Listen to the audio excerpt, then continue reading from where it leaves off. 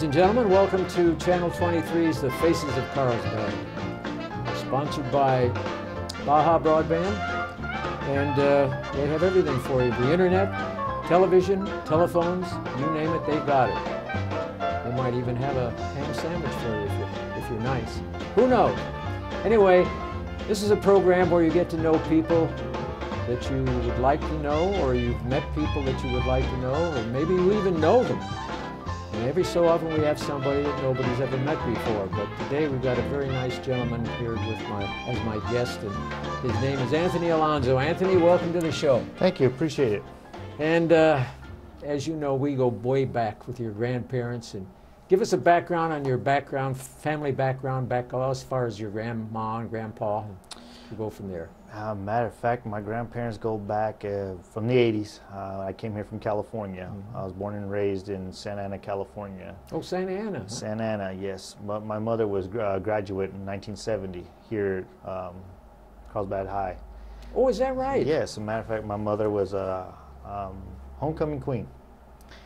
Wow. Wow. So that is fantastic. I've never had the enjoyment of talking to somebody whose mother was a queen. Yes, so it was a great honor to find that out later on in life as I got to know more of my mother's history, because I lost my mother to liver cancer, aggressive liver cancer. So I did my history on my mother to see what her accomplishments and her goals in her life, and I start to learn every day something new. Every chance I get. My gosh. Now, your grandmother and grandfather on both sides, were they born in California, or? They were actually raised here, born and raised here. Yes. Oh my goodness. And so we have Julia Hawkes and Frank Hawkes, and they were both born and raised here in Carlsbad, New Mexico. Well, that's amazing. Yes. But your mom, I'm sorry to hear about that. That had to be a blow. It was in the partial time of my life, but I think that's what gave me the motivation to do what I do now. And seeing the drive and the people she touched as she worked formerly at the VIA, the Alcohol Rehabilitation Center, and seeing the lives she touched, and then also working at the cart farm with the clients. So it's seeing the lives that she touched during the time she was here inspired me a lot. So I felt that on her legacy that I had to continue that while she's been gone, and I love what I do. That's good. We're going to get to that shortly, but what about your dad? My dad actually, my adopted father's retired in Tehachapi, California. Him and my mother separated, and I basically kind of grew up on my own with a single mother. Would come back in close contact with me and my father, and he's battling cancer. Oh my gosh. So, you know, I have my personal difficulties, but I think it's what drives my motivation. I try to use my my personal issues and turn it into a positive and put a twist to it. And if I can inspire more, that's what I like doing. That's just my heart. That's what I love to do. Yeah, a while back when we were at this dinner, I was impressed with your positive attitude, and I said, I'd like to meet that man. I had never met you before, at least I can't remember, but you know when you get as old as I am, you forget just about everything. Anyway, I was so impressed with what you had to say, and we're going to get into that in a moment, but right now you work for WHIP, is that correct? Yes, I've been part of the project for almost 19 years. I've been part of the team for almost 16 years. I worked in the mining portion when they started driving Panel 2 to where it is now, and I did that for 2.5 years through WHIP, and also became a waste handler back in '99. Oh. And I've been doing operations ever since. I'm still actually a CH and RH waste handler, and been handling the waste for the last 16 years. Now, when the accident occurred out there, were you close by in that situation? Yes, I was. Matter of fact, we were getting ready to process, download waste, and we were getting ready to finish our processing. And we were wondering what was going on until we saw the smoke coming out of the shaft and realizing how serious the situation was. And we're very thankful that our colleagues were hurt. Everybody came out fine. Our safety procedures that were in place, I mean, They did a great job. Everybody responded. I mean, we're like family out there after all these years. It's like our coworkers are our brothers and sisters out there. Yeah. And I learned to respect my elders out there because they've seen me grow up throughout the years out there. And that incident kind of opened our eyes. And you know, and we've had the past year to step back and look at time back and realize what we learned from this. And we've done a great job recovering from this, and it's wonderful. I'm very glad to be part of that team. But I understand it wasn't even the fault of the WHIP organization. No. It was the fault of a different area. We won't mention the names, but they were the ones that caused basically the problem out there. Yes, we can say they did in some ways, but it was a good learning experience for us to step back and think, you know, how far we've gotten and our goals that we've accomplished in 15 years. Yes. You know, and we step back and we look at our positives. Thank God nobody got hurt, and the positive part is we're still out there. We're trying to recover this and get back into par. You know, that's what I'm looking for. My future goal is to finish out this project. Do you think it'll take a year or two before they get it all the way they want it again? I think sooner. We've got a great team out there, and our team are usually par, especially when it comes down to procedures, compliance, and we're very good at what we do. Yeah. We're good. We're the best in the business, and I'm very proud to say that's part of my team. From the waste handlers to the mechanics to the maintenance operations, even our general management that have been there through the whole process. You know, I stand highly behind them. We'll get back and we'll recover. We'll get back things back to normal again, and take care of the nation's nuclear waste. You guys remind me of a football team. Great teamwork. Yes. That's what makes some teams successful. Yes, it does. And you guys have that attitude. Yes, we have to. Yeah. We want to make sure everybody's safe, and we treat the nation's nuclear waste and put it in a safe place. And we've been doing a great job ever since. Yeah. And no, we'll come back. And that's a safe place because it goes down, what, a couple thousand feet? 2,500 feet. 2,500 feet. Yes. Yeah. Very neat place to work. Great people. We just hope that in the next 5,000 or 6,000 years we don't have somebody out there who's hunting for gold or something and digs down that far. Yes. That would be a disaster, wouldn't it? Yes, it would. Okay, now what do you, now are you married? Yes, I'm married. As a matter of fact, I'm married to Elba Alonzo. Her father was worked in the sporting goods out at Walmart for 25 years. His name is Richard Ortiz. Yeah, okay. So I just happened to run into my wife through DJing, of all things. Is that right? Yes, as a matter of fact, I was at Cal's Cactus Lanes when I used to DJ there and ran into my wife. Just happened to walk by her and asked her for her phone number. I guess you can say the story tells itself after 16 years. She looked at you and she said, that's my man. Yes. That's great. Well, that's wonderful. And any children? Yes, matter of fact, I have matter of fact, today he turned 16. My son Nathaniel Alonzo, he's out at Carlsbad High School. Oh, that's wonderful. So today's his birthday, and my younger son Isaiah Alonzo, and he's my 9-year-old. He's my little dancer, is what I call him. Oh, the little dancer. Yes, sir.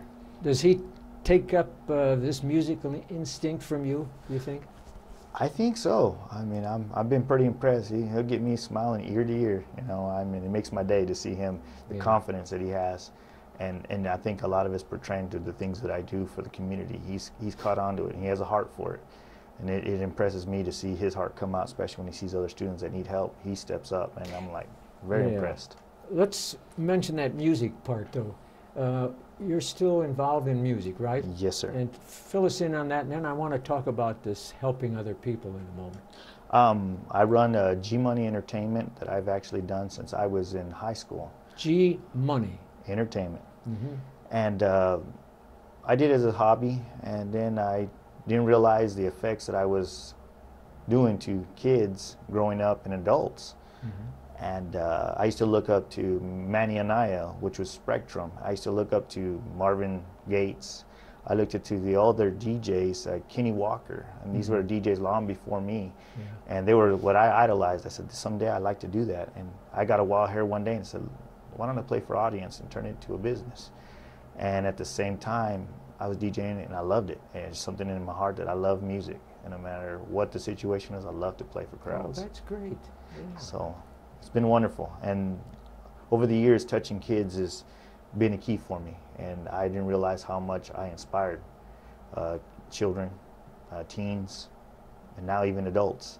And that drove my motivation to where I'm at now. Yeah, see, you inspired me that night. You didn't know that, did you? I didn't realize that. No. So now this music that you're involved with, do you go around and do shows in different areas of the state or what? Mainly I take care of my community. I do usually all the local junior highs. Alta Vista Middle School, which is now the 6th grade academy. 6th grade academy. Yes, and I work with PR Leva. I've done them. I've done the school dance for the last 4 years, and also done Carlsbad High School. I've done their fall ball and their snowball, and I've even gotten to the point where I'm doing Loving schools and doing their middle school dances too. Wow, that's wonderful. So I love playing for the kids. They all get to familiar who G Money is, and that's actually my other hat that I get to put on once in a while for the kids. And it just motivates me whenever I get to see the kids and they know me as G Money and Anthony Alonzo, 2 different people, but I'm glad I can touch the kids through music. Well, let me ask you this. Do you have a number of men who work with you on this thing? Yes, matter of fact, the boys that I mentor, they're breakdancers that mentor, and they're my roadies. And Keenan Williams is one of my boys that I've been working with for about 2-3 years now. And have Andre Lewis that works with me too, and also have Jeffrey Roscone. He works with me also, and these are some of the boys that I guess I inspire a lot. They come around a lot. They're like family to me, on top of my own family, and we take them in, you know, and we've done wonderful things here in the community together. You mentioned that you were mentoring them. Basically, was this did they get into some trouble that you need to get them out of, or were they just something that you enjoy doing? It's both, and it comes down to their backgrounds were similar to my backgrounds growing up, and seeing me, what I do, what I did for the community, they come around. I was an actual breakdancer when I was a younger kid, and coming from California, you know, nobody ever did it here. When I seen these kids do it, and I motivated them to hang around, going to my dances, going to my festivals, going to my events. We just inspired each other to where now we go to events and we compete now. And now we've got our own little breakdancing crew, which is called Cbotics, and we've been hosting events for the last 2 years, and it's done wonders to where I've actually brought in some kids all the way from Hobbs, New Mexico. Oh, so they come down here just to dance with my boys, and we actually inspire each other. That's amazing. What kind of instruments are involved in this? Trombones, trumpets, pianos? Well, the technology now these days, you just need a good laptop, some good sounds, and if you got the good records to spin, well, let it play, and if you can groove to it, do what you can. Feel what comes from the heart. Yes. That's amazing. I got inspired many years because coming from California, you listen to Kiss FM, come here to Carlsbad and get introduced to MTV as a kid. You get to see a lot in life and the experiences, and I think that's what made me turn into a decent DJ in Carlsbad. Oh, that's wonderful. No, that's great. Now, when you go home at night and you're after your tough job or playing music or whatever, do you just lie there in the bed and look at the ceiling and wonder what comes up next, or do you think ahead, or do you just basically take each day as it comes? I take it each day as it comes, and, you know, on top of some of the many things I do. And I think I may be tired, but my heart and my mind and my soul doesn't let me quit. I just keep going. And it just amazes myself sometimes to realize who I inspire and what I inspire in people to drive themselves, because I was at the bottom and I worked my way up to the top. I'm still not done. And that's my motto is, I'm not done yet. There's still a lot for me to accomplish, especially in my community, Carlsbad, New Mexico. And you go along and you run into some of these young boys who you think are headed down the wrong path. Yes, sir. And basically, how do you accommodate them? In what way do you approach them? I guess you can just say they open up to me. They respect me for what I do. And I guess I'm the cool guy that if they know they have somebody, they can always come